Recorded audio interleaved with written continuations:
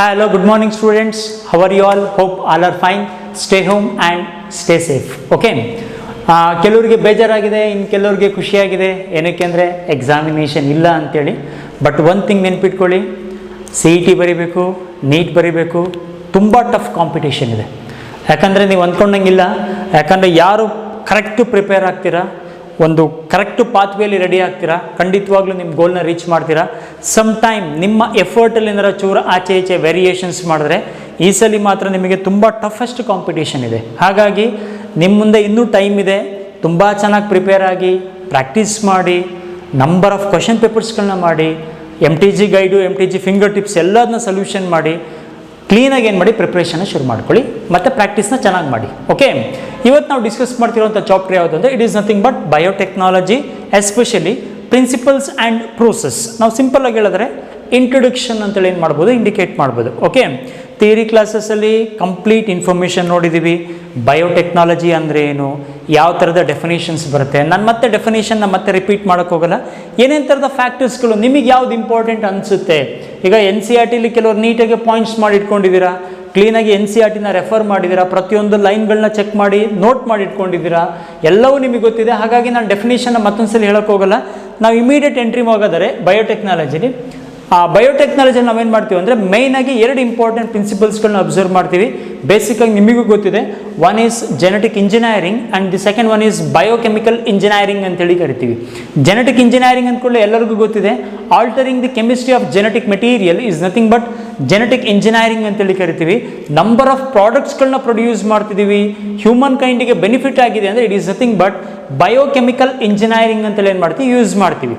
ನಾವು ಬೇಸಿಕ್ಕಾಗಿ ಬಯೋಟೆಕ್ನಾಲಜಿ ಅಂತ ಒಂದು ಕಾನ್ಸೆಪ್ಟ್ನ ಶುರು ಮಾಡ್ತಿದ್ದೀವಿ ಅಂದರೆ we have to observe two important principles. One is genetic engineering and the second one is biochemical engineering ಅಂತೇಳಿ ಏನು ಮಾಡ್ತೀವಿ, ಎರಡು ಟಾಪಿಕ್ ಹೇಳ್ತೀವಿ. ಈಗ ಜೆನೆಟಿಕ್ ಇಂಜಿನಿಯರಿಂಗ್ ಅಂತ ನಾವು ನೋಡಿದ ಕೂಡಲೇ ಫಾದರ್ ಆಫ್ ಜೆನೆಟಿಕ್ ಇಂಜಿನಿಯರಿಂಗ್ ನಾವು ಯಾರನ್ನ ಚೂಸ್ ಮಾಡ್ತೀವಿ ಅಂದರೆ it is nothing but the Paul Berg is consider as a father of genetic engineering ಅಂತೇಳಿ ಏನು ಮಾಡ್ತೀವಿ, ಚೂಸ್ ಮಾಡ್ತೀವಿ. ಇಂಪಾರ್ಟೆಂಟ್ ಪಾಯಿಂಟು ನೀಟಾಗಿ ನೋಟ್ ಮಾಡ್ಕೊಳ್ಳಿ. The father of genetic engineering is Paul Berg and also the genetic engineering was started by, ಅಂದರೆ ಜೆನೆಟಿಕ್ ಇಂಜಿನಿಯರಿಂಗ್ ಅಂತ ಒಂದು ಟರ್ಮ್ನ ಇಂಟ್ರಡ್ಯೂಸ್ ಮಾಡಿದ್ದು ಪ್ಲಸ್ ಅದ್ರ ಜೊತೆಗೆ ಅದನ್ನು ಸ್ಟಾರ್ಟ್ ಮಾಡಿದ್ದು ಯಾರು ಅಂದರೆ it is nothing but Paul Berg. That's why the Paul Berg is consider as a father of genetic engineering ಅಂತೇಳಿ ಏನು ಮಾಡ್ತೀವಿ, ಕನ್ಸಿಡರ್ ಮಾಡ್ತೀವಿ. ಒಂದು ಪಾಯಿಂಟ್ ಆಯಿತು. ಅದೇ ಥರ ನೆಕ್ಸ್ಟ್ ಪಾಯಿಂಟ್ ಅಬ್ಸರ್ವ್ ಮಾಡ್ತಾ ಹೋದರೆ the first recombinant DNA technology. ನಿಮ್ಮೆಲ್ಲರಿಗೂ ಗೊತ್ತಿದೆ ರಿಕಾಂಬಿನೆಂಟ್ DNA ಟೆಕ್ನಾಲಜಿ ಅಂದ ಕೂಡಲೇ ಏನೇನು ಥರದ ಸ್ಟೆಪ್ಸ್ಗಳು ಬರುತ್ತೆ, ಯಾವ ಥರ ಫಾಲೋ ಮಾಡ್ಬೋದು. ಯಾಕಂದರೆ ನಾವು ರಿಕಾಂಬಿನೆಂಟ್ DNA ಟೆಕ್ನಾಲಜಿ ಅಂದ ಕೂಡಲೇ ಫಸ್ಟ್ ಕಾನ್ಸೆಪ್ಟ್ನ ನಾವು ಶುರು ಮಾಡೋದು ಐಸೋಲೇಷನ್ ಆಫ್ DNA.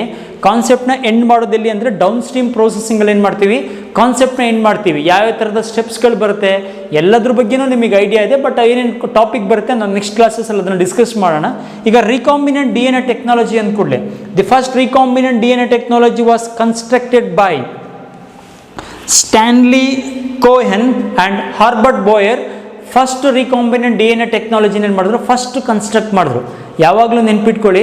ಅದೇ ಥರ ಕೋಯನ್ ಮತ್ತು Boyer give the idea about the, ಯಾವುದ್ರ ಬಗ್ಗೆ ಐಡಿಯಾ ಕೊಟ್ಟರು, ಆ್ಯಂಟಿಬಯೋಟಿಕ್ ರೆಸಿಸ್ಟೆನ್ಸ್ ಎಗೇನೆಸ್ಟಾಗಿ ಏನು ಮಾಡಿದ್ರು, ಐಡಿಯಾನ ಪ್ರೊವೈಡ್ ಮಾಡಿದ್ರು. And also the Boyer and Cohen first recombinant DNA technology ಅಥವಾ ರಿಕಾಂಬಿನೆಂಟ್ DNA ಏನು ಮಾಡಿದ್ರು, ಫಸ್ಟ್ ಕನ್ಸ್ಟ್ರಕ್ಟ್ ಮಾಡಿದ್ರು. ಹಾಗಾಗಿ ಇಲ್ಲಿ ಇಬ್ಬರು ಸೈಂಟಿಸ್ಟ್ಗಳ ನೇಮ್ ಬಂತು. ಒಂದು Paul Berg, father of genetic engineering. Same way first recombinant DNA technology or DNA was constructed by Stanley Cohen and also Herbert Boyer ಏನು ಮಾಡಿದ್ರು, ಫಸ್ಟ್ ಕನ್ಸ್ಟ್ರಕ್ಟ್ ಮಾಡಿದ್ರು. ಅದೇ ಥರ ನಾವು ನೆಕ್ಸ್ಟ್ ಅಬ್ಸರ್ವ್ ಮಾಡ್ತಾ ಹೋದರೆ tools of recombinant DNA technology. Tools ಅಂದ್ಕೊಳ್ಳೆ ಭಾಳ ಬೇಗ ಎಲ್ಲರಿಗೂ ನೆನಪಾಗುತ್ತೆ. ಎನ್ಸೈಮ್ಸ್ ಬರಿತೀರಾ, ವೆಕ್ಟರ್ಸ್ ಬರಿತೀರಾ, ಹೋಸ್ಟ್ ಬರಿತೀರಾ, ಬಯೋ ರಿಯಾಕ್ಟರ್ಸ್ ಬರಿತೀರಾ. ಇವರೆಲ್ಲರನ್ನ ನಾವೇನಂತ ಕರಿತೀವಿ ಅಂದರೆ ಟೂಲ್ಸ್ ಅಂತೇಳಿ ಏನು ಮಾಡ್ತೀವಿ, ಇಂಡಿಕೇಟ್ ಮಾಡ್ತೀವಿ. ನಾವು tools of recombinant DNA technology ಅಥವಾ ಬಯೋಟೆಕ್ನಾಲಜಿಲಿ ಅಬ್ಸರ್ವ್ ಮಾಡ್ತಾ ಹೋದರೆ ಫಸ್ಟ್ ನಮಗೆ ನೆನಪಾಗುವಂಥ ಥಿಂಗ್ಸ್ ಯಾವುದು ಅಂದರೆ ಇಟ್ ಈಸ್ ನಥಿಂಗ್ ಬಟ್ ಯಾವುದು, ಫಸ್ಟ್ ಟರ್ಮು ಎನ್ಸೈಮ್ಸ್.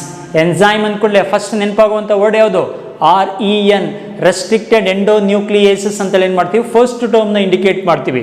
ಇಲ್ಲಿ ನೋಡಿ ಎನ್ಸೈಮ್ಸಲ್ಲಿ ಸ್ವಲ್ಪ ಇನ್ಫಾರ್ಮೇಷನ್ನ ನಾವು ಅಬ್ಸರ್ವ್ ಮಾಡ್ತಾ ಹೋದರೆ, ಈಗ ಎನ್ಸೈಮ್ಸಲ್ಲಿ ನಾವೇನು ಮಾಡ್ತಾ ಹೋಗ್ಬೋದು ಅಂದರೆ ಎಲ್ಲರಿಗೂ ಗೊತ್ತಿದೆ ಟೂಲ್ಸ್ ಅಂದ ಕೂಡಲೇ ಟೂಲ್ಸಲ್ಲಿ ಏನೇನು ಬರಿತೀರಾ, ಎನ್ಸೈಮ್ಸ್ ಬರಿತೀರಾ, ಹೋಸ್ಟ್ ಆರ್ಗ್ಯಾನಿಸಮ್ ಬರೀತೀರಾ, ನಾವು ಮೋಸ್ಟ್ ಕಾಮನ್ ಆಗಿ ಯೂಸ್ ಮಾಡುವಂಥ ಹೋಸ್ಟು ಈಕೋಲೈ. ನೆಕ್ಸ್ಟ್ ಅದಾದಮೇಲೆ vectors, most commonly used vectors plasmid. Next ಅದಾದಮೇಲೆ ನಾವು ಬರೆಯುವಂಥದ್ದು ಬಯೋ ರಿಯಾಕ್ಟರ್. ಇವೆಲ್ಲ ಟರ್ಮ್ನ ಏನು ಮಾಡ್ತೀವಿ, ಇಂಡಿಕೇಟ್ ಮಾಡ್ತೀವಿ. ಬಯೋ ರಿಯಾಕ್ಟರ್ ಅಂದ್ಕೂಡಲೇ ಸ್ಟಿರೋ ಟ್ಯಾಂಕ್ ಮತ್ತು ಸ್ಪಾರ್ಜ್ ಟ್ಯಾಂಕ್ ಬಯೋ ರಿಯಾಕ್ಟರ್ಸ್ ಅಂತ ಇಂಡಿಕೇಟ್ ಮಾಡ್ತೀರಾ. ಅದೇ ಥರ ಎನ್ಸೈಮ್ಸಲ್ಲಿ ಇನ್ಫಾರ್ಮೇಷನ್ ಅಬ್ಸರ್ವ್ ಮಾಡ್ತಾ ಹೋದರೆ ಕ್ಲೀವಿಂಗ್ ಎನ್ಸೈಮ್ಸ್ ಅಂತೇಳಿ ಕರಿತೀವಿ. ನೇಮೇ ಇಂಡಿಕೇಟ್ ಮಾಡ್ತದೆ, that means which is helpful for the cutting purpose. ಅದನ್ನು ನಾವೇನಂತ ಕರಿತೀವಿ ಅಂದರೆ ಕ್ಲೀವಿಂಗ್ ಎನ್ಸೈಮ್ಸ್ ಅಂತ ಇಂಡಿಕೇಟ್ ಮಾಡ್ತೀವಿ. ಕ್ಲೀವಿಂಗ್ ಎನ್ಸೈಮ್ಸ್ ಅಂತ ಕೂಡಲೇ ನಿಮ್ಮೆಲ್ಲರಿಗೂ ಗೊತ್ತಿದೆ, ಒಂದು ಎಂಡೋನ್ಯೂಕ್ಲಿಯಸಸ್ಸು, ಇನ್ನೊಂದು ಎಕ್ಸೋನ್ಯೂಕ್ಲಿಯಸಸ್ಸು. ಎಂಡೋನ್ಯೂಕ್ಲಿಯಸಸ್ ಅಂದ್ರೆ ಗೊತ್ತಿದೆ, ಎಕ್ಸೋನ್ಯೂಕ್ಲಿಯಸಸ್ ಅಂದ್ರೆ ಗೊತ್ತಿದೆ. ಅದ್ರ ಬಗ್ಗೆ ನಾನು ಇನ್ಫಾರ್ಮೇಷನ್ ಹೇಳೋಕೆ ಹೋಗಲ್ಲ, ನಿಮ್ಮೆಲ್ಲರಿಗೂ ಗೊತ್ತಿದೆ ಅದು. Next restricted endonucleases. Restricted endonucleases were isolated for the first time ಅದನ್ನು ಐಸೋಲೇಟ್ ಮಾಡಿದ ಯಾರು ಅಂದರೆ it is nothing but W. Arber in 1963 first restricted endonucleases ಬಗ್ಗೆ ಐಡಿಯಾನ ಪ್ರೊವೈಡ್ ಮಾಡಿದ್ದು. ಅದೇ ಥರ ಆ ಟರ್ಮ್ನ ಇಂಟ್ರೊಡ್ಯೂಸ್ ಮಾಡಿಕೊಟ್ಟಿದ್ದು ಯಾರು ಅಂದರೆ W. ಆಲ್ಬರ್ ಏನು ಮಾಡ್ತಾವೆ ಅಂದರು 1963ಯಲ್ಲಿ ಆ ಟರ್ಮ್ ಬಗ್ಗೆ ಏನು ಮಾಡಿದ್ರು, ಐಡಿಯಾನ ಪ್ರೊವೈಡ್ ಮಾಡಿದ್ರು. ಒಂದು ಪಾಯಿಂಟ್ ಆಯಿತು. ಅದೇ ಥರ ಪಾಯಿಂಟ್ನ ನಾವು ಕಂಟಿನ್ಯೂ ಮಾಡ್ತಾ ಹೋದರೆ ನೆಕ್ಸ್ಟ್ ನೋಡಿ, ಎನ್ಸೈಮ್ಸ್ ಅಂತ ಕೂಡಲೇ ಕಾಮನ್ ಆಗಿ ಗೊತ್ತಿದೆ, ಮಾಲಿಕ್ಯುಲರ್ ಸೀಸರ್ ಅಂತಲೂ ಕರಿತೀವಿ. And one more name chemical scalpels ಅಂತ ಏನು ಮಾಡ್ತೀವಿ, ಟರ್ಮ್ನ ಇಂಡಿಕೇಟ್ ಮಾಡ್ತೀವಿ. ಈ ಟರ್ಮ್ ಎಲ್ಲರಿಗೂ ಗೊತ್ತಿರುತ್ತೆ, ಮಾಲಿಕ್ಯುಲರ್ ಸೀಸರ್ಸ್ ಅಂತೇಳಿ. ಇದೊಂದು ಟರ್ಮ್ನ ಏನು ಮಾಡಿ ನೋಟ್ ಮಾಡ್ಕೊಳ್ಳಿ. ಕೆಮಿಕಲ್ ಸ್ಕ್ಯಾಲ್ಪೆಲ್ಸ್ ಅಂತೇಳಿ ಏನು ಮಾಡ್ತೀವಿ, ಟರ್ಮ್ನ ಯೂಸ್ ಮಾಡ್ತೀವಿ. ಒಂದಾಯಿತು. ನೆಕ್ಸ್ಟ್ ಅದೇ ಥರ ಪ್ಯಾಲಿನೋಡ್ರೋಮ್ಸ್ ಅಂತ ಟರ್ಮ್ ಯೂಸ್ ಮಾಡ್ತೀವಿ. Palindromic sequences, these are the sequences which are identical in both forward and also backward directions. They are considered as a palindromic sequences ಅಂತ ಇಂಡಿಕೇಟ್ ಮಾಡ್ತೀವಿ. ಇದ್ರ ಬಗ್ಗೆನೂ ನಿಮಗೆ ಐಡಿಯಾ ಇದೆ. ನೆಕ್ಸ್ಟ್ ಕ್ವಶನರೀಸಲ್ಲಿ ನಾವು ಮತ್ತೆ ಅದನ್ನು ಡಿಸ್ಕಸ್ ಮಾಡೋಣ. ನೆಕ್ಸ್ಟ್ ಅದಾದಮೇಲೆ ಸ್ಟಿಕ್ಕಿ ಎಂಡ್ಸ್, ಯಾಕಂದರೆ ಯಾವಾಗ DNA ಫ್ರಾಗ್ಮೆಂಟ್ಸ್ ಸಪ್ರೇಟ್ ಆಗುತ್ತೆ, that free end R consider as A sticky ends ಅಂತೇಳಿ ಇಂಡಿಕೇಟ್ ಮಾಡ್ತೀವಿ. ಆ ಸ್ಟಿಕ್ಕಿ ಎಂಡಿಗೆ ಇನ್ನೊಂದು ನೇಮ್ನ ಇಂಡಿಕೇಟ್ ಮಾಡಿದರೆ ಕೊಹೆಸಿವ್ ಎಂಡ್ಸ್ ಅಂತೇಳಿ ಏನು ಮಾಡ್ತೀವಿ, ಇಂಡಿಕೇಟ್ ಮಾಡ್ತೀವಿ. ಇದು ನಿಮಗೆ ಗೊತ್ತಿರುವಂಥ ಟರ್ಮ್ಸೇ. ಬಟ್ ಇಲ್ಲಿ ಒಬ್ಬರು ಸೈಂಟಿಸ್ಟ್ ನೇಮ್ ಬಂದಿದೆ, W. ಆಲ್ಬರ್. ಇವರೊಂದು ನೇಮ್ನ ಏನು ಮಾಡಿ ನೋಟ್ ಮಾಡ್ಕೊಳ್ಳಿ. ನೆಕ್ಸ್ಟ್ ಅಬ್ಸರ್ವ್ ಮಾಡ್ತಾ ಹೋದರೆ ಲೈಸಿಂಗ್ ಎನ್ಸೈಮ್ ಅಂತ ಟರ್ಮ್ ಇದೆ. ಫಸ್ಟ್ ನಾವು ನೋಡಿದ್ದು ಕ್ಲೀವಿಂಗ್ ಎನ್ಸೈಮ್.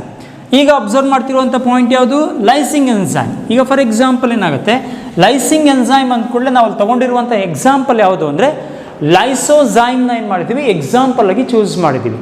ಲೈಸಿಂಗ್ ಎನ್ಸೈಮ್ ಅಂದರೆ ಈಗ ಫಾರ್ ಎಕ್ಸಾಂಪಲ್ ನಾವು ಯಾವುದೇ ಒಂದು ಆರ್ಗ್ಯಾನಿಸಮ್ನ ಚೂಸ್ ಮಾಡಿಕೊಂಡಾಗ ಸೆಲ್ ಇರುತ್ತೆ, ಸೆಲ್ ಒಳಗೆ ನ್ಯೂಕ್ಲಿಯಸ್ಸು, DNA ಫ್ರಾಗ್ಮೆಂಟ್ಸ್ಗಳೇನಾಗುತ್ತೆ ಪ್ರೆಸೆಂಟ್ ಇದೆ. ಅಂದರೆ ಲೈಸಿಂಗ್ ಎನ್ಸೈಮ್ಸಿಂದ ರೋಲ್ ಯಾವ ಥರ ಅಂದರೆ it is helpful for the removal of the cell wall. Cell ವಾಲ್ನ ಬ್ರೇಕ್ ಡೌನ್ ಮಾಡಿ DNA ಫ್ರಾಗ್ಮೆಂಟ್ಸ್ನ ಎಕ್ಸ್ಟ್ರಾಕ್ಷನಿಗೆ ಯಾರು ಸಪೋರ್ಟ್ ಮಾಡ್ತಾರೆ, ಲೈಸಿಂಗ್ ಎನ್ಸೈಮ್ಸ್ ಏನು ಮಾಡ್ತಾರೆ, ಸಪೋರ್ಟ್ ಮಾಡ್ತಾರೆ. That's why the best example is lysozyme. Okay, next ಅದಾದಮೇಲೆ ಸಿಂಥಸೈಸಿಂಗ್ ಎನ್ಸೈಮ್ ಅಂತೇಳಿ ಥರ್ಡ್ ಟರ್ಮ್ನ ಚೂಸ್ ಮಾಡ್ಕೊಂಡಿದ್ವಿ. ಸಿಂಥಸೈಸಿಂಗ್ ಎನ್ಸೈಮ್ಸ್ ಅಂದ ಕೂಡಲೇ ಇಲ್ಲಿ ನೋಡಿ ನೇಮೇ ಇಂಡಿಕೇಟ್ ಮಾಡ್ತಿದೆ, that means which is helpful for the synthesis of the DNA. That's why they're consider as a synthesizing enzymes ಅಂತೇಳಿ ಏನು ಮಾಡ್ತೀವಿ, ಟರ್ಮ್ನ ಯೂಸ್ ಮಾಡ್ತೀವಿ. ಸಿಂಥಸೈಸಿಂಗ್ ಎನ್ಸೈಮಲ್ಲಿ ನಾವು ತಗೊಂಡಿರುವಂಥ ಎರಡು ಟೈಪ್ ಅಂದರೆ ಅಥವಾ ಅಬ್ಸರ್ವ್ ಮಾಡುವಂಥ ಎರಡು ಟೈಪ್ ಅಂದರೆ ಒಂದು reverse transcriptase and another one is DNA polymerase ಅಂತೇಳಿ ಟರ್ಮ್ ಯೂಸ್ ಮಾಡ್ತೀವಿ. ರಿವರ್ಸ್ ಟ್ರಾನ್ಸ್ಕ್ರಿಪ್ಟೇಸ್ ಅಂದರೆ ನಾವಲ್ಲಿ ಕಾಂಪ್ಲಿಮೆಂಟ್ರಿ DNA ಆರ್ cDNA ನಾವೇನು ಮಾಡ್ತೀವಿ, ಅಬ್ಸರ್ವ್ ಮಾಡ್ತೀವಿ. ಯಾಕಂದರೆ ಎಲ್ಲರಿಗೂ ಗೊತ್ತಿದೆ ಟ್ರಾನ್ಸ್ಕ್ರಿಪ್ಷನ್ ಗೊತ್ತಿದೆ. ಅದೇ ಥರ ರಿವರ್ಸ್ ಟ್ರಾನ್ಸ್ಕ್ರಿಪ್ಟೇಸ್ ಪ್ರೋಸೆಸ್ ಮೂಲಕ ಏನಾಗುತ್ತೆ ಅಂದರೆ ಸಿಂಗಲ್ ಸ್ಟ್ಯಾಂಡರ್ಡ್ RNAಯಿಂದ ಯಾರು ಫಾರ್ಮ್ ಆಗ್ತಾರೆ, DNA ಏನಾಗುತ್ತೆ ಫಾರ್ಮ್ ಆಗುತ್ತೆ. ಆ ಥರದ ಒಂದು ಪ್ರೋಸೆಸ್ ಅಥವಾ DNA ನಾವೇನಂತ ಕರಿತೀವಿ ಅಂದರೆ cDNA ಅಂತೇಳಿ ಏನು ಮಾಡ್ತೀವಿ, ಟರ್ಮ್ ಯೂಸ್ ಮಾಡ್ತೀವಿ. It is nothing but complementary DNA ಅಂತೇಳಿ ಕರಿತೀವಿ. That means the single standard DNA which is RNA which is undergo reverse transcription and they produces the DNA. that DNA is considered as a cDNA or complementary DNA ಅಂತೇಳಿ ಕರಿತೀವಿ. ಅಲ್ಲೂ ಸಹ ನೋಡಿ DNA synthesise ಆಯಿತು, ಒಂದು point ಆಯಿತು. Next ಅದೇ ಥರ DNA ಪಾಲಿಮರೇಸ್, ನಿಮಗೆ ಗೊತ್ತಿದೆ DNA ಪಾಲಿಮರೇಸ್ ಅಂದ ಕೂಡಲೇ which is helpful for the adding the DNA nucleotides. ಯಾಕಂದರೆ ನೀವು ಎಲ್ಲಿ ನೋಡಿದ್ದೀರಾ ಅಂದರೆ DNA ಪಾಲಿಮರೇಸ್ನ ಒಂದು ರೆಪ್ಲಿಕೇಶನಲ್ಲಿ ಅಬ್ಸರ್ವ್ ಮಾಡಿದ್ದೀರಾ. ಓಕೆ, ಅದೇ ಥರ PCR ಟೆಕ್ನಾಲಜಿನ ಸ್ಟಡಿ ಮಾಡ್ತಾ ಅಥವಾ PCR ಪ್ರೋಸೆಸ್ನ ಅಬ್ಸರ್ವ್ ಮಾಡ್ತಾ ಅಗೇನ್ ಅಲ್ಲೂ DNA ಪಾಲಿಮರೇಸ್ ಅಂತ ಒಂದು ಟರ್ಮ್ನ ಯೂಸ್ ಮಾಡಿದ್ದೀರಾ. ಹಾಗಾದರೆ ಈ ಎರಡು ಟೈಪಿನ ಮೇನ್ ರೋಲ್ನ ಅಬ್ಸರ್ವ್ ಮಾಡ್ತಾ ಹೋದರೆ which is helpful for the synthesizing the enzymes. ಎನ್ಸೈಮ್ನ ಸಿಂಥಸೈಸಿಂಗ್ ಎನ್ಸೈಮ್ಸ್ ಯಾವ ಥರ ಅಂದರೆ ಒಂದು DNA ಸಿಂಥಸಿಸ್ಗೆ ಏನು ಮಾಡ್ತಿದೆ, ಸಪೋರ್ಟ್ ಮಾಡ್ತಿದೆ. ಹಾಗಾಗಿ ಏನಂತ ಕರೆದ್ವಿ, ಸಿಂಥಸೈಸಿಂಗ್ ಎನ್ಸೈಮ್ಸ್ ಅಂತ ಕರೆದ್ವಿ. ಥರ್ಡ್ ಒನ್ ಆಯಿತು. Fourth one joining enzyme. ನಿಮ್ಮೆಲ್ಲರಿಗೂ ಗೊತ್ತಿದೆ ಜಾಯ್ನಿಂಗ್ ಎನ್ಸೈಮ್ ಅಂದ ಕೂಡಲೇ DNA ಫ್ರಾಗ್ಮೆಂಟ್ಸ್ನ ಜಾಯಿನ್ ಮಾಡುವಂಥ ಎನ್ಸೈಮ್ ಯಾವುದು? It is nothing but ligase enzyme. They're consider as a joining enzymes ಅಂತೇಳಿ ಕರಿತೀವಿ. ಅಂದರೆ ಈಗ ನಾವು ಎನ್ಸೈಮ್ಸ್ ಬಗ್ಗೆ ಸ್ಟಡಿ ಮಾಡ್ತಾ ಕ್ಲಾಸಲ್ಲಿ ನಾವೇನು ಮಾಡಿದ್ವಿ, REN ಅಂತ ಟರ್ಮ್ ಯೂಸ್ ಮಾಡಿದ್ವಿ, ಎಕ್ಸೋ ಮತ್ತು ಎಂಡೋ ಅಂತ ಟರ್ಮ್ ಯೂಸ್ ಮಾಡಿದ್ವಿ. ಬಟ್ ಇಲ್ಲಿ ಅಬ್ಸರ್ವ್ ಮಾಡ್ತಾ ನೋಡಿ ಯಾವ ಥರ ಎನ್ಸೈಮ್ನ ಡಿವೈಡ್ ಮಾಡ್ಕೊಂಡ್ವಿ ಅಂದರೆ, ಒಂದನ್ನ ಕ್ಲೀವಿಂಗ್ ಎನ್ಸೈಮ್ಸ್ ಅಂತ ಕರೆದ್ವಿ, ಸೆಕೆಂಡ್ ಒನ್ನ ಲೈಸಿಂಗ್ ಎನ್ಸೈಮ್ ಅಂತ ಕರೆದ್ವಿ, ಥರ್ಡ್ ಒನ್ನ ಸಿಂಥಸೈಸಿಂಗ್ ಎನ್ಸೈಮ್ಸ್ ಅಂತ ಕರೆದ್ರಿ, ಫೋರ್ತ್ ಒನ್ನ ಜಾಯ್ನಿಂಗ್ ಎನ್ಸೈಮ್ಸ್ ಅಂತ ಏನು ಮಾಡ್ತಿದ್ರೆ ಇಂಡಿಕೇಟ್ ಮಾಡ್ತಿದ್ದೀರಾ. ಓಕೆ, ಹಾಗಾದ್ರೆ ನೆಕ್ಸ್ಟ್ ಅಬ್ಸರ್ವ್ ಮಾಡ್ತಾ ಹೋದರೆ ನಿಮಗೆ ನೆಕ್ಸ್ಟ್ ಬರುವಂಥ ಟರ್ಮ್ ಅಂದರೆ ಆಲ್ಮೋಸ್ಟ್ ನಿಮಗೆ ಗೊತ್ತಿರುವಂಥ ವರ್ಡೇ separation and isolation of DNA fragments or gel electrophoresis ಅಂತಲೂ ಕರಿತೀವಿ. ನಾನು ಈ ಪ್ರೋಸೆಸ್ ಬಗ್ಗೆ ಜಾಸ್ತಿ ಹೇಳಿಕ್ಕೆ ಹೋಗಲ್ಲ, ನಿಮ್ಮೆಲ್ಲರಿಗೂ ಗೊತ್ತಿದೆ. ಇದರಲ್ಲಿ ನಿಮಗೆ ಬೇಕಾಗಿರುವಂಥ ಟರ್ಮ್ ಏನು ಅಂದರೆ, ಒಂದು REN ಯೂಸ್ ಆಗುತ್ತೆ, ನೆಕ್ಸ್ಟ್ ಅದಾದಮೇಲೆ ಸೀವಿಂಗ್ ಎಫೆಕ್ಟ್. ಸೀವಿಂಗ್ ಎಫೆಕ್ಟ್ ಅಂದರೆ ಏನಂತ ಗೊತ್ತಿರಬೇಕು. ನೆಕ್ಸ್ಟ್ ಅದಾದಮೇಲೆ ಇಥೀಡಿಯಂ ಬ್ರೋಮೈಡ್ ಸ್ಟೈನ್ನ ಯೂಸ್ ಮಾಡ್ತೀವಿ. ನೆಕ್ಸ್ಟ್ ಅದಾದಮೇಲೆ ಎಲ್ಯೂಷನ್. ಇದಿಷ್ಟು ಫಿನಾಮಿನಾ ವರ್ಡ್ಗಳು ನಿಮಗೆ ಗೊತ್ತಿದ್ರೆ ಆರಾಮಲ್ಲಿ ನಿಮಗೇನಾಗುತ್ತೆ, ಜೆಲ್ ಎಲೆಕ್ಟ್ರೋಪೋರೋಸಿಸ್ ಗೊತ್ತಾಗಿದೆ ಅಂತೇಳಿ ನಾನು ಪ್ರೋಸೆಸ್ ಹೇಳೋಕ್ಕೆ ಹೋಗಲ್ಲ. ಟರ್ಮ್ಗಳನ್ನ ನೆನ್ಪಿಟ್ಕೊಳ್ಳಿ, ಯಾವ ಥರ ಜೆಲ್ ಎಲೆಕ್ಟ್ರೋಪೋರೋಸಿಸ್ ಆಗುತ್ತೆ, ಎಲ್ಯೂಷನ್ ಅಂದರೆ ಏನು, ಇಥೀಡಿಯಂ ಬ್ರೋಮೈಡ್ ಏನಕ್ಕೆ ಯೂಸ್ ಮಾಡ್ತಾರೆ, ಸೀವಿಂಗ್ ಎಫೆಕ್ಟ್ ಅಂದರೆ ಏನು, ಇವೆಲ್ಲ ಟರ್ಮ್ ಗೊತ್ತಿದ್ರೆ ಆರಾಮಲ್ಲಿ ನಿಮಗೆ ಜೆಲ್ ಎಲೆಕ್ಟ್ರೋಪೋರೋಸಿಸ್ ಕಾನ್ಸೆಪ್ಟ್ ಗೊತ್ತಿದೆ ಅಂತೇಳಿ. ನೆಕ್ಸ್ಟ್ ಅಬ್ಸರ್ವ್ ಮಾಡ್ತಾ ಹೋದರೆ ಕ್ಲೋನಿಂಗ್ ವೆಕ್ಟರ್ಸ್.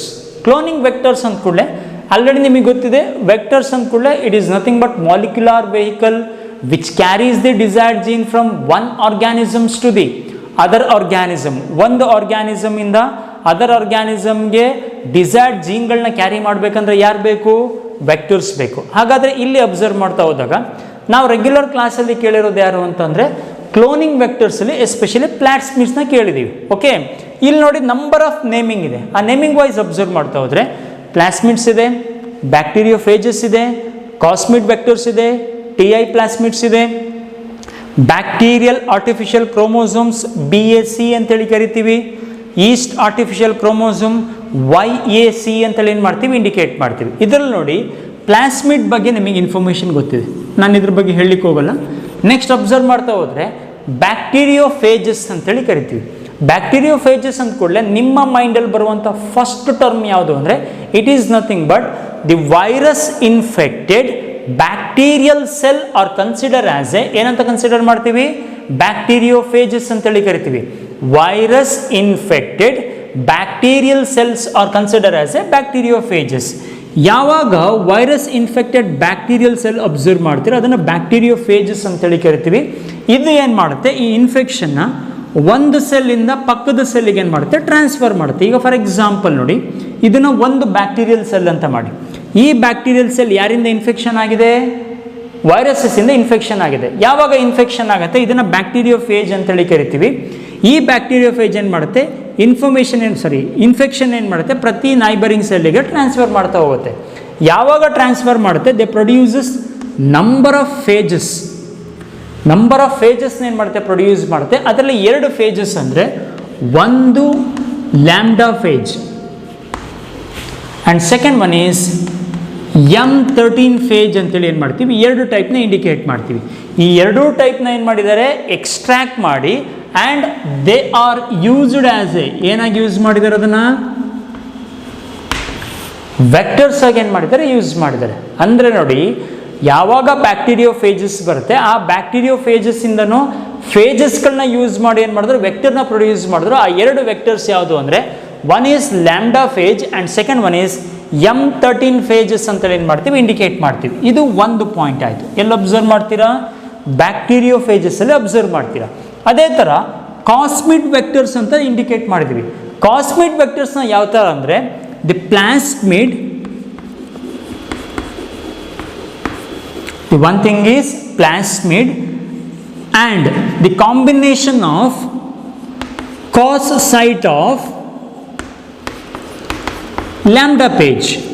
ಅಂದರೆ ಸಿಂಪಲ್ ಆಗಿ ನಾವು ಇದನ್ನು ಕನ್ಕ್ಲೂಡ್ ಮಾಡ್ತೀವಿ ಅಂದರೆ ಪ್ಲಾಸ್ಮಿಡ್ ಮತ್ತು ಲ್ಯಾಂಬ್ಡಾ ಫೇಜ್ ಎರಡನ್ನೂ ಕಂಬೈನ್ ಮಾಡಿ ಪ್ರೊಡ್ಯೂಸ್ ಮಾಡಿರುವಂಥ ಒಂದು ವೆಕ್ಟರ್ನ ನಾವೇನಂತ ಕರಿತೀವಿ ಅಂದರೆ ಕಾಸ್ಮಿಡ್ ವೆಕ್ಟರ್ಸ್ ಅಂತ ಏನು ಮಾಡ್ತೀವಿ ಇಂಡಿಕೇಟ್ ಮಾಡ್ತೀವಿ. This cosmid is also used as a ಏನಾಗಿ ಯೂಸ್ ಮಾಡ್ತಿದ್ದೀವಿ, ವೆಕ್ಟರ್ಸ್ ಆಗಿ ಏನು ಮಾಡ್ತಿದ್ದೀವಿ ಯೂಸ್ ಮಾಡ್ತಿದ್ದೀವಿ. ಇದು ಥರ್ಡ್ ಒನ್ ಆಯಿತು. ಅದೇ ಥರ ನಿಮಗೆ TI ಪ್ಲಾಸ್ಮಿಡ್ ಬಗ್ಗೆ ಐಡಿಯಾ ಇದೆ. TI ಪ್ಲಾಸ್ಮಿಡ್ನ ಆಗ್ರೋಬ್ಯಾಕ್ಟೀರಿಯಂ ಟುಮಿಫೆಸಿನ್ಸ್ ಇಂದ ನಾವೇನು ಮಾಡಿದ್ದೀವಿ ಎಕ್ಸ್ಟ್ರಾಕ್ಟ್ ಮಾಡಿದ್ದೀವಿ. ಎಸ್ಪೆಷಲಿ ಪ್ಲಾಸ್ಮಿಡ್ನ ಎಸ್ಪೆಷಲಿ ಎಲ್ಲಿ ಯೂಸ್ ಮಾಡ್ತೀವಿ ಅಂದರೆ ಪ್ಲ್ಯಾಂಟ್ಸಲ್ಲಿ ಎಸ್ಪೆಷಲಿ ಕ್ಯಾರೆಕ್ಟರ್ಸ್ಗಳನ್ನ ಟ್ರಾನ್ಸ್ಫರ್ ಮಾಡಬೇಕಂದ್ರೆ TI ಪ್ಲಾಸ್ಮಿಡ್ನ ನಾವೇನು ಮಾಡ್ತೀವಿ ವೆಕ್ಟರ್ಸ್ ಆಗಿ ಏನು ಮಾಡ್ತೀವಿ ಯೂಸ್ ಮಾಡ್ತೀವಿ. ಫೋರ್ತ್ ಒನ್ ಆಯಿತು. ಅದೇ ಥರ ಬ್ಯಾಕ್ಟೀರಿಯಲ್ ಆರ್ಟಿಫಿಷಿಯಲ್ ಕ್ರೋಮೋಸೋಮ್ ಅಂತ ಇದೆ. ಬ್ಯಾಕ್ಟೀರಿಯಲ್ ಆರ್ಟಿಫಿಷಿಯಲ್ ಕ್ರೋಮೋಸೋಮ್ ಅಂದರೆ ಇಲ್ಲಿ ಪಾಯಿಂಟ್ ನೀಟಾಗಿ ನೋಡ್ಕೊಳ್ಳಿ. Natural extrachromosomal plasmid extracted from the E. coli, they are considered as a BAC, bacterial artificial chromosome ಅಂತೇಳಿ ಕರಿತೀವಿ. ನ್ಯಾಚುರಲ್ ಎಕ್ಸ್ಟ್ರಾ ಕ್ರೋಮೋಸೋಮಲ್, ನೆಕ್ಸ್ಟ್ ಅದ್ರ ಜೊತೆಗೆ ಪಾಯಿಂಟ್ ಆ್ಯಡ್ ಮಾಡ್ತಾ ಹೋದರೆ plasmid which was extracted from the E. coli, they are considered as a BAC ಅಂತೇಳಿ ಏನು ಮಾಡ್ತೀವಿ indicate ಮಾಡ್ತೀವಿ. ಇದು ಒಂದಾಯಿತು. ಅದೇ ಥರ yeast artificial chromosome, yeast artificial chromosome is also act as a vector. Especially ಇದನ್ನು ನಾವು ಎಲ್ಲಿ ಯೂಸ್ ಮಾಡ್ತೀವಿ ಅಂದರೆ mainly used in gene mapping, gene ಮ್ಯಾಪಿಂಗಲ್ಲಿ ಯೂಸ್ ಮಾಡ್ತೀವಿ. Especially human genome project, human genome ಪ್ರಾಜೆಕ್ಟಲ್ಲಿ ಎಸ್ಪೆಷಲಿ YAC ಈಸ್ಟ್ ಆರ್ಟಿಫಿಷಿಯಲ್ ಕ್ರೋಮೋಸೋಮ್ನ ಏನು ಮಾಡ್ತಾರೆ ಯೂಸ್ ಮಾಡ್ತಾರೆ. ಇದಿಷ್ಟು ನಾವು ಯಾವುದ್ರ ಬಗ್ಗೆ ನೋಡ್ತಿರೋದಂದರೆ ಕ್ಲೋನಿಂಗ್ ವೆಕ್ಟರ್ಸ್. ಕ್ಲೋನಿಂಗ್ ವೆಕ್ಟರ್ಸಲ್ಲಿ ಪ್ಲಾಸ್ಮಿಡ್ ಮತ್ತು TI ಪ್ಲಾಸ್ಮಿಡ್ ಬಗ್ಗೆ ಐಡಿಯಾ ಇದೆ. ಅಂದರೆ ಬ್ಯಾಕ್ಟೀರಿಯೋಫೇಜಸ್ ಅಂದರೆ ಯಾವಾಗ ವೈರಸಸ್ಸಿಂದ ಬ್ಯಾಕ್ಟೀರಿಯಾಗೆ ಇನ್ಫೆಕ್ಷನ್ ಆಗುತ್ತೆ ಅದು ಕೆಲವೊಂದು ಫೇಜಸ್ನ ಪ್ರೊಡ್ಯೂಸ್ ಮಾಡುತ್ತೆ. ಅದನ್ನ ಏನು ಮಾಡಿದರೆ ವೆಕ್ಟರ್ಸ್ ಆಗಿ ರೆಡಿ ಮಾಡಿದರೆ ಆ ಎರಡು ಫೇಜಸ್ ಯಾವುದು ಅಂದರೆ ಒಂದು ಲ್ಯಾಂಬ್ಡಾ ಪೇಜು, ಇನ್ನೊಂದು M13 ಫೇಜಸ್ ಅಂತ ಏನು ಮಾಡ್ತೀವಿ ಇಂಡಿಕೇಟ್ ಮಾಡ್ತೀವಿ. ಒಂದು ಪಾಯಿಂಟ್ ಆಯಿತು. ಅದೇ ಥರ ಕಾಸ್ಮಿಡ್ ವೆಕ್ಟರ್ಸ್ ಅಂದರೆ the plasmid is combined with the cos site of the lambda phage, they produces and vector, that vector is consider as a cosmid. Next ಅದೇ ಥರ ನೋಡ್ತಾ ಹೋದರೆ ಬ್ಯಾಕ್ಟೀರಿಯಲ್ ಆರ್ಟಿಫಿಷಿಯಲ್ ಕ್ರೋಮೋಸೋಮ್ನ ಅಬ್ಸರ್ವ್ ಮಾಡ್ತಾ ಹೋದರೆ it is also extrachromosomal plasmid was extracted from the E. coli, they are considered as a BAC. ಅದೇ ಥರ YACನ observe ಮಾಡ್ತಾ ಹೋದರೆ ಇದನ್ನು ನಾವು ಎಸ್ಪೆಷಲಿ ಎಲ್ಲಿ ಯೂಸ್ ಮಾಡ್ತೀವಿ ಅಂದರೆ ಜೀನ್ ಮ್ಯಾಪಿಂಗಲ್ಲಿ ಯೂಸ್ ಮಾಡ್ತೀವಿ. ಆ್ಯಂಡ್ ಎಸ್ಪೆಷಲಿ ಹ್ಯೂಮನ್ ಜೀನೋಮ್ ಪ್ರಾಜೆಕ್ಟಲ್ಲಿ ಮ್ಯಾಕ್ಸಿಮಮ್ ಏನಾಗುತ್ತೆ YAC ಏನಾಗುತ್ತೆ ಯೂಸ್ ಆಗುತ್ತೆ. ಗೊತ್ತಾಗ್ತಿದೆಯಲ್ಲ. ಇದಿಷ್ಟು ನಾವು ಈ ಕಾನ್ಸೆಪ್ಟ್ ಬಗ್ಗೆ ನೋಡುವಂಥ ಸಿನಾಪ್ಸಿಸ್. ಓಕೆ, ಇದ್ರ ಮೇಲೆ ಫರ್ದರ್ ಏನಾರ ಟಾಪಿಕ್ ಇತ್ತು ಅಂದರೆ ನಾವು ಈಗ ಕ್ವಶನರೀಸ್ಗಳಲ್ಲಿ ಏನು ಮಾಡೋಣ ಅಬ್ಸರ್ವ್ ಮಾಡೋಣ. ಈಗ ಒನ್ ಬೈ ಒನ್ ನೋಡೋಣ. ಇರುವಂಥ ಎಲ್ಲ ಕ್ವಶನ್ಸು ಫಿಂಗರ್ ಟಿಪ್ಪಿಂದ ಚೂಸ್ ಮಾಡಿದ್ದೀನಿ. ಫಸ್ಟ್ ಫಿಂಗರ್ ಟಿಪ್ಪಲ್ಲಿರುವಂಥ ಎಲ್ಲ ಕ್ವಶನ್ಸ್ಗಳನ್ನ ಸಾಲ್ವ್ ಮಾಡ್ಕೊಳ್ಳೋಣ. ಫಿಂಗರ್ ಟಿಪ್ಪಲ್ಲಿರುವಂಥ ಕ್ವಶನ್ಗಳಿಗೆ ಸೊಲ್ಯೂಷನ್ ಆದಮೇಲೆ ನೆಕ್ಸ್ಟು ಗೈಡಲ್ಲಿರುವಂಥ ಕ್ವಶನ್ಸ್ಗಳನ್ನ ಸಾಲ್ವ್ ಮಾಡೋಣ. ಈ ಚಾಪ್ಟರ್ ಮುಗಿದ್ಮೇಲೆ ನಂಬರ್ ಆಫ್ ನಿಮಗೆ ಪ್ರಾಕ್ಟೀಸಿಂಗ್ ಪೇಪರ್ಸು ಕಳಿಸ್ಕೊಡ್ತೀವಿ. ಅದನ್ನು ಸಹ ನೀವೇನು ಮಾಡ್ಬೋದು ಪ್ರಾಕ್ಟೀಸ್ ಮಾಡ್ಬೋದು. ಗೊತ್ತಾಗ್ತಿದೆಯಲ್ವಾ. ಹಾಗಾದರೆ ಈಗ ಫಸ್ಟ್ ಪಾರ್ಟಲ್ಲಿ ಏನು ಇವೆಲ್ಲ ಕ್ವಶನ್ಸ್ಗಳಿದೆ ಕೆಲವರಿಗೆ ಆಲ್ಮೋಸ್ಟ್ ಆಲ್ ಈಸಿ ಅಂತ ಅಂದ್ಕೊಳ್ತೀನಿ. ಯಾರು NCERTನ ಭಾಳ ನೀಟಾಗಿ ರೆಡಿ ಆಗಿದ್ದೀರಾ, ಟಾಪಿಕ್ನ ಗ್ರಿಪ್ ತುಂಬ ಚೆನ್ನಾಗಿ ಯಾರು ತೊಗೊಂಡಿದ್ದೀರಾ ಅವರಿಗೆ ಯಾವ ಕ್ವಶನ್ಸ್ಗಳು ಕಷ್ಟ ಅಂತ ಅನಿಸಲ್ಲ. ಎಸ್ಪೆಷಲಿ ನೀವು ಫಿಂಗರ್ ಟಿಪ್ನ ಅಬ್ಸರ್ವ್ ಮಾಡ್ತಾ ಹೋದರೆ ಥಿಯರಿ ಮತ್ತು NCERT ತುಂಬ ಸ್ಟ್ರಾಂಗಾಗಿ ಯಾರು ಪ್ರಿಪೇರ್ ಆಗಿದ್ದೀರಾ ಆಲ್ಮೋಸ್ಟ್ ಆಲ್ ಕ್ವಶನ್ಸ್ಗಳಿಗೆ ನೀವೇ ಸೊಲ್ಯೂಷನ್ ಮಾಡ್ತೀರಾ. ಕೆಲವೊಂದು ಮಾತ್ರ ಏನಾಗುತ್ತೆ ಸ್ವಲ್ಪ ಡಿಸ್ಕಷನಿಗೆ ಅಂತ ಬೇಕಾಗುತ್ತೆ, ಅದರ್ವೈಸ್ ಮ್ಯಾಕ್ಸಿಮಮ್ ಕ್ವಶನ್ಗೆ ನೀವೇ ಸೊಲ್ಯೂಷನ್ ಮಾಡ್ತೀರಾ. ಓಕೆ, ಹಾಗಾದರೆ ಇವತ್ತು ಫಸ್ಟ್ ಪಾರ್ಟಲ್ಲಿ ಏನೇನು ಥರದ ಕ್ವಶನ್ಸ್ಗಳು ಬರುತ್ತೆ ಆಲ್ಮೋಸ್ಟ್ ಆಲ್ ಈಸಿಯೆಸ್ಟ್ ಕ್ವಶನ್ಸ್ ಇದೆ. ಭಾಳ ಬೇಗ ನೋಡ್ತಾ ಹೋಗೋಣ ಕ್ವಶನ್ಸ್ಗಳನ್ನ. ಓಕೆ, ಈಗ ಫಸ್ಟ್ ಕ್ವಶನ್ ಅಬ್ಸರ್ವ್ ಮಾಡ್ತಾ ಹೋದರೆ who is the father of genetic engineering? Father of genetic engineering ಕೂಡಲೇ direct answer is Paul Berg is an father of genetic engineering ಅಂತೇಳಿ ಕರಿತೀವಿ. ಆಲ್ರೆಡಿ ನಾವು ಆಗಲೇ ಅದನ್ನು ಡಿಸ್ಕಸ್ ಮಾಡಾಗಿದೆ. The correct answer is C is the correct answer. But ಇಲ್ಲಿ ನೋಡಿ ಇನ್ನೂ ಎರಡು ನೇಮ್ ಇದೆ. ಒಂದು ಸ್ಟ್ಯಾನ್ಲೆ ಕೋಹನ್ ಅಂತೇಳಿ ಕರಿತೀವಿ. ಸ್ಟ್ಯಾನ್ಲೆ ಕೋಹನ್ ನೇಮ್ ಎಲ್ಲಿ ಬಂತು? ಒಂದು ರೀಕಾಂಬಿನೆಂಟ್ DNA ಟೆಕ್ನಾಲಜಿ ಟರ್ಮ್ ಬಗ್ಗೆ ಫಸ್ಟ್ ಇಂಟ್ರೊಡ್ಯೂಸ್ ಮಾಡಿದ್ದು ಸ್ಟ್ಯಾನ್ಲೆ ಕೋಹನ್. ರೆಸಿಸ್ಟೆಂಟ್ ಜೀನ್ ಬಗ್ಗೆ ಸ್ವಲ್ಪ ಐಡಿಯಾ ಕೊಟ್ಟಿದ್ದು ಸ್ಟ್ಯಾನ್ಲೆ ಕೋಹನ್. ಹಾಗಾಗಿ ಅವ್ರ ನೇಮ್ನ ನಾವು ಅಲ್ಲಿ ಇಂಡಿಕೇಟ್ ಮಾಡ್ತೀವಿ. ಅದೇ ಥರ ಕ್ಯಾರಿ ಮುಲ್ಲಿಸ್ ಅಂತ ಇದೆ. ಕ್ಯಾರಿ ಮುಲ್ಲಿಸ್ನ ನೇಮ್ ನಾವು ಎಲ್ಲಿ ಯೂಸ್ ಮಾಡ್ತೀವಿ ಅಂದರೆ PCR ಅಂತ ಒಂದು ಟೆಕ್ನಿಕ್ ಬರುತ್ತೆ. ಆ PCR ಟೆಕ್ನಿಕ್ ಬಗ್ಗೆ ಐಡಿಯಾನ ಪ್ರೊವೈಡ್ ಮಾಡಿಕೊಟ್ಟಿದ್ದು ಯಾರು ಅಂದರೆ it is nothing but Kary Mullis ಅಂತ ನಾವೇನು ಮಾಡ್ತೀವಿ ಇಂಡಿಕೇಟ್ ಮಾಡ್ತೀವಿ. ಇದು ಫಸ್ಟ್ ಕ್ವಶನ್ ಆಯಿತು. ಸೆಕೆಂಡ್ ಕ್ವಶನ್ ಅಬ್ಸರ್ವ್ ಮಾಡ್ತಾ ಹೋದರೆ which of the following process or technique can be included under the biotechnology? ಹಾಗಾದರೆ ಬಯೋಟೆಕ್ನಾಲಜಿಲಿರುವಂಥ which of the following process or technique can be included under the biotechnology? ಯಾವ್ದು ಬರುತ್ತೆ? In vitro fertilisation ಬಯೋಟೆಕ್ನಾಲಜಿಲಿ ಬರುತ್ತೆ. Synthesis of gene, it is also coming under biotechnology. Correcting a defective gene, it is also present in biotechnology. Developing a DNA vaccine, best things ಅಂದರೆ genetically modified organism, transgenic animals ಅಂತ ನೋಡ್ತೀರಾ, ಅಲ್ಲಿ ನಿಮಗೆ ತುಂಬ ಚೆನ್ನಾಗಿ ಇದ್ರದ್ದೆಲ್ಲ meaning ಗೊತ್ತಾಗುತ್ತೆ. ಹಾಗಾಗಿ ಈ 4 ಟರ್ಮ್ ಏನಾಗುತ್ತೆ ಬಯೋಟೆಕ್ನಾಲಜಿಲಿ ಬರುತ್ತೆ. That's why the correct answer is D is the correct answer ಅಂತ ಏನು ಮಾಡ್ತೀವಿ, ಚೂಸ್ ಮಾಡ್ತೀವಿ. ನೆಕ್ಸ್ಟ್ ಥರ್ಡ್ ಒನ್ ಅಬ್ಸರ್ವ್ ಮಾಡ್ತಾ ಹೋದ್ರೆ ಆಲ್ಮೋಸ್ಟ್ ಥರ್ಡ್ ಒನ್ ಎಲ್ಲರಿಗೂ ಗೊತ್ತಿದೆ. ನಿಮ್ಮ NCERT ಸೆಕೆಂಡ್ ಪೇಜಲ್ಲೇ ಅದಕ್ಕೆ ಆನ್ಸರ್ ಇದೆ. Okay, plasmid use to construct the first recombinant DNA was isolated from which bacterium species? ಯಾವ bacterium species? Salmonella typhimurium. Salmonella typhimurium ಇಂದ ಏನು ಮಾಡಿದ್ವಿ, ಫಸ್ಟ್ ಈ ಪ್ರೋಸೆಸ್ನ ಇಂಡಿಕೇಟ್ ಮಾಡಿದ್ವಿ. ರಿಮೈನಿಂಗ್ ಬ್ಯಾಕ್ಟೀರಿಯಂ ಬಗ್ಗೆನೂ ನಿಮಗೆ ಐಡಿಯಾ ಇರಬೇಕು. ಇಸ್ಸರಿಷಿಯಾ ಕೋಲಾಯಿ ಗೊತ್ತಿದೆ, Agrobacterium tumefaciens, Ti plasmid, Thermus aquaticus ಇದನ್ನು ಕೇಳಿದ್ರೆ ಟ್ಯಾಕ್ ಪಾಲಿಮರೀಸಲ್ಲಿ ಯೂಸ್ ಮಾಡ್ತೀವಿ. ಓಕೆ, ಇದರಲ್ಲಿ ಕರೆಕ್ಟ್ ಆನ್ಸರ್ನ ನೋಡ್ತಾ ಹೋದ್ರೆ B is the correct answer. ಈಗ ನೆಕ್ಸ್ಟ್ ಅಬ್ಸರ್ವ್ ಮಾಡ್ತಾ ಹೋದ್ರೆ fourth one, genetic engineering is possible because we can cut the DNA at specific site by restriction endonucleases. Restriction endonucleases purified from virus can be used in bacteria. The phenomenon of transduction in bacteria is well understood. We can see DNA by electron microscope. ಇಲ್ಲಿ observe ಮಾಡ್ತಾ ಹೋದ್ರೆ genetic engineering is possible because correct ನಮಗೆ match ಆಗುವಂಥ answer ಅಂದರೆ we can cut the DNA at specific site by using the REN by restriction endonucleases. ಹಾಗಾಗಿ correct match ಆಗುವಂಥ answer ಅಂದರೆ A is the correct answer ಅಂತ choose ಮಾಡ್ತೀವಿ. Remaining term ಯಾವುದು ಸಹ ಅಲ್ಲಿ ಕರೆಕ್ಟಾಗಿ ಮ್ಯಾಚ್ ಆಗೋದಿಲ್ಲ. ಓಕೆ, ನೆಕ್ಸ್ಟ್ ಅಬ್ಸರ್ವ್ ಮಾಡ್ತಾ ಹೋದರೆ the term molecular scissor, very easiest question, refers to restriction enzyme. Clear cut ಆಗಿ ಕಾಣೋದು restriction enzyme. That's why correct answer is B is the correct answer. Next ಅದೇ ಥರ ನೋಡ್ತಾ ಹೋದರೆ the term chemical knife refers to, it is nothing but it is also molecular scissor. Answer ಯಾವುದು? Endonucleases. ಯಾಕಂದ್ರೆ ನಿಮಗೆ ಬೇರೆ ಯಾವುದು ಟರ್ಮ್ ಇಲ್ಲ. ಪಾಲಿಮರೈಸಸ್ ಇದೆ, ರೈಬೋ ನ್ಯೂಕ್ಲಿಯೇಸಸ್ ಇದೆ, ಸೆಲ್ಯುಲೇಸಸ್ ಇದೆ. ಇವೆಲ್ಲವೂ ನಿಮಗೇನಾಗುತ್ತೆ, ರಿಮೂವಲ್ಗೆ ಸಪೋರ್ಟ್ ಮಾಡುತ್ತೆ. ಬಟ್ ಇಲ್ಲಿ ಕರೆಕ್ಟಾಗಿ ಮ್ಯಾಚ್ ಆಗೋದು ಕೆಮಿಕಲ್ ನೈಫ್ ಅಂದರೆ endonucleases. Okay, correct answer is B is the correct answer. Next observe ಮಾಡ್ತಾ ಹೋದರೆ one of the key factor which makes plasmid the vector in genetic engineering. Okay, ಇಲ್ಲಿ ನೋಡಿ ಕರೆಕ್ಟಾಗಿ ಕ್ವಶನ್ ಅಬ್ಸರ್ವ್ ಮಾಡಿ. One of the key factors which makes the plasmid the vector in genetic engineering. ಇಲ್ಲಿ observe ಮಾಡ್ತಾ ಹೋದರೆ ನಾವು plasmid ಬಗ್ಗೆ observe ಮಾಡ್ತಾ ಹೋದರೆ ಇಟ್ಸ್ ರೆಸಿಸ್ಟೆಂಟ್ ಟು ಆ್ಯಂಟಿಬಯೋಟಿಕ್. ಈ ಟರ್ಮ್ನ ನಾವು ಕೇಳಿದ್ದೀವಿ. ಅದರಲ್ಲಿ it resistant to restriction enzymes. Next it ability to carry the foreign gene. ಯಾಕಂದರೆ ಪ್ಲಾಸ್ಮಿಡ್ ಅಂದ ಕೂಡಲೇ ವೆಕ್ಟರು ಫಾರಿನ್ ಜೀನ್ನ ಕ್ಯಾರಿ ಮಾಡಲೇಬೇಕಾಗತ್ತೆ. Its ability to cause infection in the ಹೋಸ್ಟಲ್ಲಿ ಇನ್ಫೆಕ್ಷನ್ನ ಕಾಸ್ ಮಾಡಲ್ಲ. ಈಗ ನಮಗೆ ಡಿ ಆಗೋದಿಲ್ಲ. ಈಗ ಎ ಬಿ ಮತ್ತು ಸಿ ಇಲ್ಲಿ ನಾವು ಚೂಸ್ ಮಾಡಬೇಕು. ಯಾಕಂದರೆ ನಮಗೆ ಬೇರೆ ಆಪ್ಷನ್ ಇಲ್ಲ. 1 2 3 ಕರೆಕ್ಟ್ ಆ ಥರ ಯಾವುದೂ ಕೇಳಿಲ್ಲ. ಓಕೆ, ಇಲ್ಲಿ ಅಬ್ಸರ್ವ್ ಮಾಡ್ತಾ ಹೋದರೆ ನೋಡಿ it is resistant to antibiotic. It is resistant to antibiotic ಅಂತಿದೆ. It is resistant to few antibiotics. ಇಲ್ಲಿ ಆಲ್ ಆ್ಯಂಟಿಬಯೋಟಿಕ್ಸ್ ಕೊಟ್ಟಿದ್ದಾರೆ. ಇಲ್ಲಿ ನಾವು ಚೂಸ್ ಮಾಡ್ತಾ ಹೋದಾಗ ಸೆವೆರಲ್ ಆರ್ ಫ್ಯೂ ಆ್ಯಂಟಿಬಯೋಟಿಕ್ಸ್ ಅಂತ ಚೂಸ್ ಮಾಡ್ತೀವಿ. ನೆಕ್ಸ್ಟ್ ಅದೇ ಥರ it is resistant to restriction enzyme. It is also resistant to few variety of restriction enzyme. ಇಲ್ಲೇನು ಮಾಡಿದರೆ ಆಲ್ ಅಂತ ಕೊಟ್ಟಿದ್ದಾರೆ. ಹಾಗಾಗಿ ಇವೆರಡೂ ನಮಗೆ ಕರೆಕ್ಟಾಗಿ ಮ್ಯಾಚ್ ಆಗೋದಿಲ್ಲ. ಕರೆಕ್ಟ್ ಮ್ಯಾಚ್ ಆಗೋದು ಯಾವುದು ಅಂದರೆ it's ability to carry the, ಯಾವುದನ್ನು ಕ್ಯಾರಿ ಮಾಡುತ್ತೆ, foreign gene. That's why the correct answer is C is the correct answer ಅಂತ ಏನು ಮಾಡ್ತೀವಿ, ಚೂಸ್ ಮಾಡ್ತೀವಿ. ನೆಕ್ಸ್ಟ್ ಅದಾದಮೇಲೆ the term recombinant DNA refers to. Recombinant DNA ಅಂದ ಕೂಡಲೇ ನಿಮಗೆ ನಂಬರ್ ಆಫ್ ವೇಯಲ್ಲಿ ಏನಾಗುತ್ತೆ ಯೋಚನೆಗಳು ಬರುತ್ತೆ. ಇಲ್ಲಿ ಕ್ವಶನ್ ಭಾಳ ಸಿಂಪಲ್ ಇದೆ.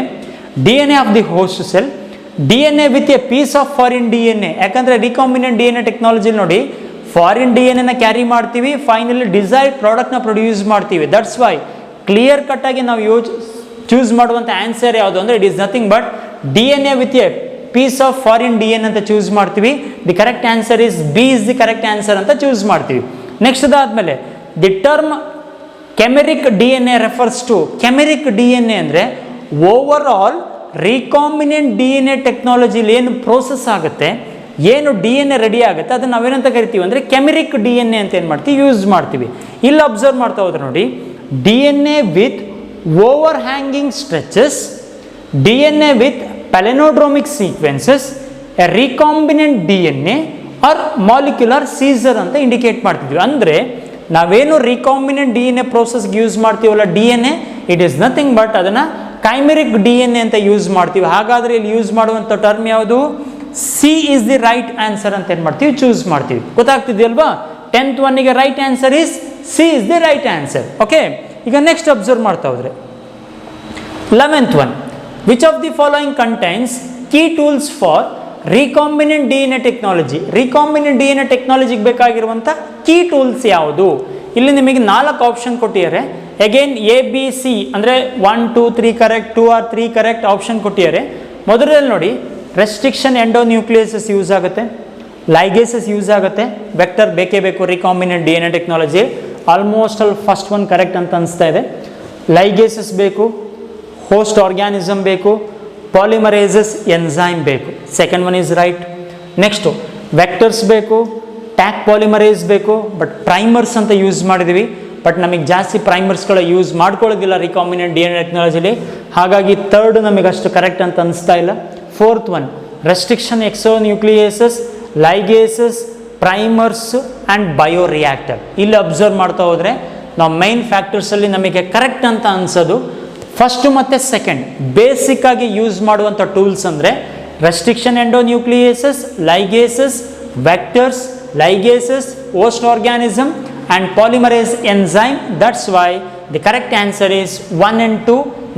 That's why B is the correct answer ಅಂತ ಏನು ಮಾಡ್ತೀವಿ? ಚೂಸ್ ಮಾಡ್ತೀವಿ. ನೆಕ್ಸ್ಟ್ ಅಬ್ಸರ್ವ್ ಮಾಡ್ತಾ ಹೋದರೆ 12th one, which of the following is not tool of genetic engineering?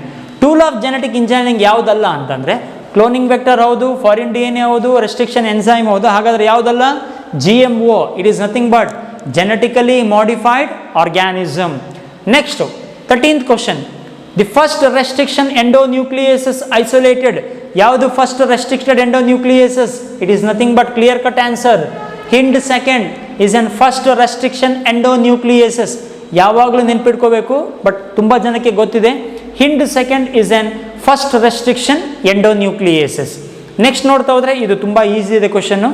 The letter R in Eco R first is derived from. R is nothing but, E ಅಂದರೆ genus name, species name, strain. Okay, next ಇಲ್ಲಿ observe ಮಾಡ್ತಾ ಹೋದರೆ ಇದರಲ್ಲಿ correct answer ನೋಡ್ತಾ ಹೋದರೆ R refer to the name of the strain. That's why the correct answer ಯಾವುದು? B is the correct answer ಅಂತ ಏನು ಮಾಡ್ತೀವಿ? ಚೂಸ್ ಮಾಡ್ತಿದ್ದೀವಿ. ಓಕೆ, ನೆಕ್ಸ್ಟ್ ಅಬ್ಸರ್ವ್ ಮಾಡ್ತಾ ಹೋದರೆ 15th ಒನ್, ಐ ಥಿಂಕ್ ಇದು ಸಹ ಅಷ್ಟೇ ನೇಮಿಂಗ್ ವೈಸ್ ನಿಮ್ಮ ಇಂಡಿಕೇಟ್ ಮಾಡಿದ್ದಾರೆ ಕ್ವಶನ್ಸು. ಆಲ್ಮೋಸ್ಟ್ ಅಲ್ಲಿ ಫಸ್ಟ್ ಕಾಲಮ್ ಆ್ಯಂಡ್ ಸೆಕೆಂಡ್ ಕಾಲಮ್ನ ನೀಟಾಗಿ ಮ್ಯಾಚ್ ಮಾಡಬೇಕು. ಇಲ್ಲಿ ನಿಮಗೆ ಫಸ್ಟ್ ಕಾಲಮಲ್ಲಿ ಕೊಟ್ಟಿರೋದು ಇಕೋ ಆರ್ ಫಸ್ಟ್ನ ಕೊಟ್ಟಿದ್ದಾರೆ.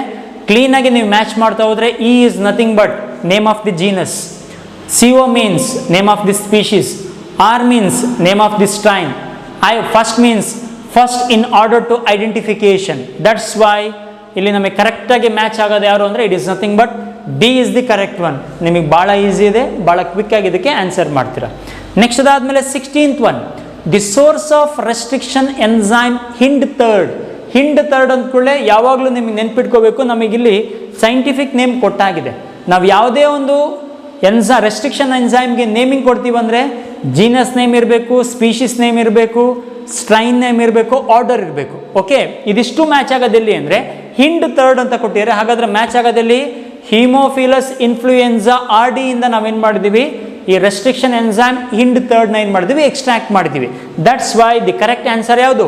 B is the correct answer. Next observe ಮಾಡ್ತಾ ಹೋದರೆ 17th one, restriction endonucleases breaks bonds between the.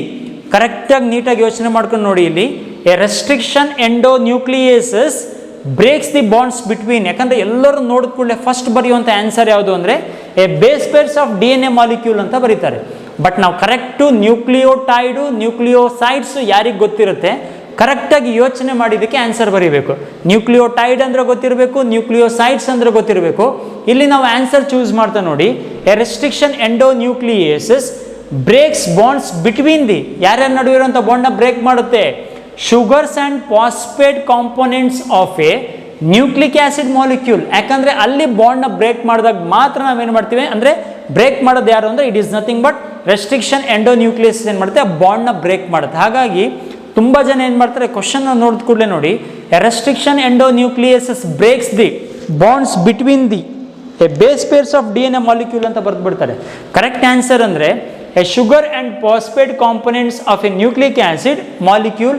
That's why correct answer ಯಾವುದು, C is the correct answer ಅಂತೇಳಿ ಇಲ್ಲಿ ಚೂಸ್ ಮಾಡ್ಬೋದು. ಓಕೆ, ಈಗ ನೆಕ್ಸ್ಟ್ ಅಬ್ಸರ್ವ್ ಮಾಡ್ತಾ ಹೋದರೆ 18th one, it is a statement oriented question. Read this statement. Statement 1, restriction endonuclease enzyme recognizes specific palindromic nucleotide sequence in the DNA. ಯಾಕಂದರೆ palindromic sequence ನ identify ಮಾಡಬೇಕು, cut ಮಾಡಿ ಸ್ಟಿಕಿಯನ್ನು produce ಮಾಡುತ್ತೆ. That's why statement 1 is correct. Statement 2 observe ಮಾಡ್ತಾ ಹೋದರೆ restriction endonuclease enzymes are called a molecular seizure or biological seizure. Statement 2 is also correct. ಹಾಗಾಗಿ statement 1 correct ಇದೆ, statement 2 correct ಇದೆ. ಹಾಗಾಗಿ ನಾವಿಲ್ಲಿ ಚೂಸ್ ಮಾಡಿದ್ರೆ both statement 1 and statement 2 both are correct ಅಂತ ಏನು ಮಾಡ್ತೀವಿ, ಇಂಡಿಕೇಟ್ ಮಾಡ್ತೀವಿ. ನೆಕ್ಸ್ಟು 19th ಕ್ವಶನ್ ಅಬ್ಸರ್ವ್ ಮಾಡ್ತಾ ಹೋದರೆ ಇಲ್ಲಿ ಡಯಾಗ್ರಾಮ್ ಬೇಸ್ಡ್ ಕ್ವಶನ್ಸ್ ಇದೆ. Study the following figures and identify the enzymes involved in step 1 and step 2. ಈಗ ಸ್ಟೆಪ್ 1 ಮತ್ತು ಸ್ಟೆಪ್ 2 ಅಬ್ಸರ್ವ್ ಮಾಡ್ತಾ ಹೋದರೆ ಇಲ್ಲಿ ಪ್ಯಾಲಿಂಡ್ರೋಮಿಕ್ ಸೀಕ್ವೆನ್ಸ್ ಐಡೆಂಟಿಫೈ ಆಗಿದೆ, ಫ್ರೀ ಎಂಡ್ ಅಂದರೆ ಸ್ಟಿಕಿ ಎಂಡ್ ಪ್ರೊಡ್ಯೂಸ್ ಆಗಿದೆ ಫಸ್ಟ್ ಒನ್. ಸೆಕೆಂಡ್ ಒನ್ನಲ್ಲಿ ಏನಾಗಿದೆ, ಅದು ಜಾಯಿನ್ ಆಗಿದೆ. ಜಾಯಿನ್ ಆಗಬೇಕಂದ್ರೆ ನಿಮಗೆ ಗೊತ್ತು ಲೈಗೇಸ್ ಎನ್ಸೈಮ್ ಬೇಕಾಗುತ್ತೆ, ಅಂದರೆ ನಿಮಗೆ ಸೆಕೆಂಡ್ ಒನ್ನಿಗೆ ಆನ್ಸರ್ ಗೊತ್ತಾಯಿತು. ಇಲ್ಲಿ ಜಾಯಿನ್ ಆಗ್ತಿರೋದು ಅಥವಾ ಜಾಯಿನ್ ಆಗೋಕ್ಕೆ ಸಪೋರ್ಟ್ ಮಾಡ್ತಿರೋದು ಲೈಗೇಸ್ ಎನ್ಸೈಮ್. ಹಾಗಾದರೆ ಇಲ್ಲಿ ಕಟ್ ಮಾಡೋಕ್ಕೆ ಯಾವ ಎನ್ಸೈಮ್ ಯೂಸ್ ಆಗಿದೆ ಅಂತ ನಾವು ನೋಡ್ತಾ ಹೋದರೆ ಇಲ್ಲಿ ಫಸ್ಟ್ ನೀವೇನು ಮಾಡಿ ಪ್ಯಾಲಿಂಡ್ರೋಮಿಕ್ ಸೀಕ್ವೆನ್ಸಸ್ ಅಬ್ಸರ್ವ್ ಮಾಡಿ. GAA-TTC ಇದೆ. GAA-TTC ಇದೆ ಅಂದರೆ it is nothing but palindromic sequence of Eco R first. ಹಾಗಾದರೆ ಇಲ್ಲಿ ಯೂಸ್ ಮಾಡ್ತಿರುವಂಥ ರೆಸ್ಟ್ರಿಕ್ಷನ್ ಎನ್ಸೈಮ್ ಯಾವುದು, ಇಕೋ ಆರ್ ಫಸ್ಟ್. ಹಾಗಾಗಿ ಇದಕ್ಕೆ ಕರೆಕ್ಟ್ ಆನ್ಸರ್ ನಾವು ಅಬ್ಸರ್ವ್ ಮಾಡ್ತಾ ಹೋದರೆ Eco R first and DNA ligase. Eco R first ಏನು ಮಾಡ್ತು, ಪ್ಯಾಲಿಂಡ್ರೋಮಿಕ್ ಸೀಕ್ವೆನ್ಸ್ನ ಐಡೆಂಟಿಫೈ ಮಾಡ್ತು, ಕಟ್ ಮಾಡಿ ಸ್ಟಿಕಿಯನ್ನು ಪ್ರೊಡ್ಯೂಸ್ ಮಾಡ್ತು, ಅದನ್ನು ಜಾಯಿನ್ ಮಾಡ್ತಿರೋದು ಯಾರು, DNA ligase. That's why correct answer is Eco R first and DNA ligase. Next observe ಮಾಡ್ತಾ ಹೋದರೆ 20th question, which of the following correctly depicts the recognition site of Eco R first. Previous ನಾವು ಅದನ್ನೇ discuss ಮಾಡಿದ್ದು. It is nothing but overall ನೀವು observe ಮಾಡ್ತಾ ಹೋದರೆ first ನಮಗೆ ಕಣ್ಣೋಗೋದು GAA-TTC. GAA-TTC it is nothing but D is the correct answer ಅಂತೇಳಿ ಏನು ಮಾಡ್ತೀವಿ, ಚೂಸ್ ಮಾಡ್ತೀವಿ for question number 20. Next question number 21 observe ಮಾಡ್ತಾ ಹೋದರೆ A sticky ends of the fragmented DNA molecule are made up of.